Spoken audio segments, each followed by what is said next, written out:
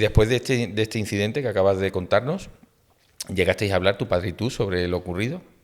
Estuvimos hablando en el coche sobre esto, mi padre obviamente muy enfadado y él no se creía lo que estaba haciendo porque llegué a llamar a la policía y él no se lo creía, ¿sabes? Y tampoco yo me creía las consecuencias que iba a tener eso, llamar a la policía.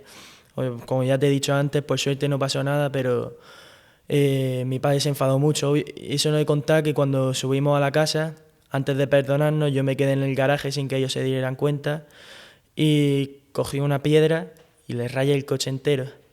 Y seguía ahí con la rabia y luego ya subimos a la casa y nos perdonamos. Luego mi padre al día siguiente se encontró con el rayazo en el coche y otra regañina al siguiente día, así era todos los días. Yago, ¿y cómo te sentiste tú después de hablar con tu padre? Después de mantener esa conversación. Me sentía totalmente vacío, triste, sin ganas de hacer nada, sin ganas de estudiar, sin ganas de hacer deporte, porque en aquel momento quería correr y desfogar toda la rabia, pero no tenía ganas para nada. Entré en mi cuarto y me tumbé, eran las 7 de la tarde más o menos, me tumbé y hasta el siguiente día no me levanté de ahí. Era una tristeza increíble. ¿Y tú puedes llegar a imaginar cómo se sintió tu padre? Yo, como ya he dicho antes, no me imaginaba cómo se sentían porque estaba muy enfadado, ¿sabes? Pero luego ya cuando me tumbé en mi cama y empecé a reflexionar sobre ello, pues dije, ¿por qué he hecho esto? ¿Por qué he hecho lo otro? ¿Sabes? Y a partir de ahí empiezo a mejorar todo lo que he hecho con mis padres. Y no, ¿sabes? Y no fastidiarlos más, ni hacer cosas como rayarle el coche, llamar a la policía, todo eso. Cuando tú estabas rayando el coche con aquella piedra, Yago, ¿qué objetivo perseguías? ¿Cuál era el objetivo, el fin de aquello? Pues, es que rayar un coche, obviamente, que mi padre tiene que ir con el coche al trabajo y con un rayajo de su hijo, pues la verdad es que no es un buen pensamiento, ¿sabes? Pero Pero en aquel yo, momento que lo estabas haciendo, ¿qué era lo que esperabas conseguir con esa acción? porque él quiere tener el coche perfecto y yo me imaginaba que eso le iba a joder, ¿sabes? Entonces le rayé el coche y obviamente él se enfadó mucho. Sí. Yago, ¿y hay en tu vida algún momento de inflexión? Un momento donde tú dices, tengo que parar, tengo que cambiar, tengo que ser mi mejor versión. ¿Hay algún momento? Hay momentos en los que he reflexionado y he dicho hasta aquí, pero luego llegaba al colegio otra vez, me enfadaba con los profesores y otra vez el mismo camino. Y a lo mejor al cabo de una semana decía otra vez, voy a parar, voy a empezar bien con mis padres, tal.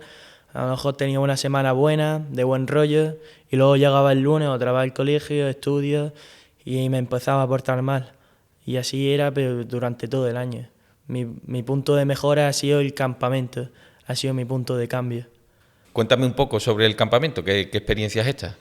Sí, pues cuando terminé el colegio estaba un día sentado en mi casa en el sofá viendo la tele y vinieron mis padres y me comentaron sobre un campamento castrense que había en verano en julio y me gustó la idea, le dije que sí, obviamente que quería que ir. Me dijo José, que en aquel entonces no lo conocía, que me tenía que rapar el pelo entero, que eso es una cosa que no me gusta nada porque a mí me gusta tener el pelo largo, bien cuidado y tal. Me tenía que rapar para entrar en el campamento. José, al que se refiere Yago, es nuestro director, José Gómez, el director del proyecto Formar en Valores y del campamento El Cid.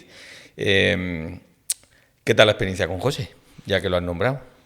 Pues José me contactó antes de entrar al campamento, unos días antes, y me comentó sobre el campamento, sobre cómo iba a ir, el propósito que tenía de entrar allí y por qué entré allí, ¿sabes? Si tenía en mente algún cambio en el campamento, y obviamente le dije que sí, que mi cambio era que había estado en tercero de la ESO muy mal con mis padres en el colegio y también con mis amigos, y que él en ese aspecto me iba a ayudar. ¿Y qué tal la experiencia? Cuéntanos un poco. Pues el campamento, los primeros días, José ya sabe que los primeros días son súper aburridos porque es todo el rato formaciones, no haces nada. Es como un poco así más aburrido, ¿sabes? Para adentrarte en el campamento. Pero luego ya a la mitad empezamos a hacer actividades muy chulas, como por ejemplo el rappel, que es tirarse por una pared de 40 metros con una cuerda, que esa fue mi actividad preferida en todo el campamento, o hacer buceo.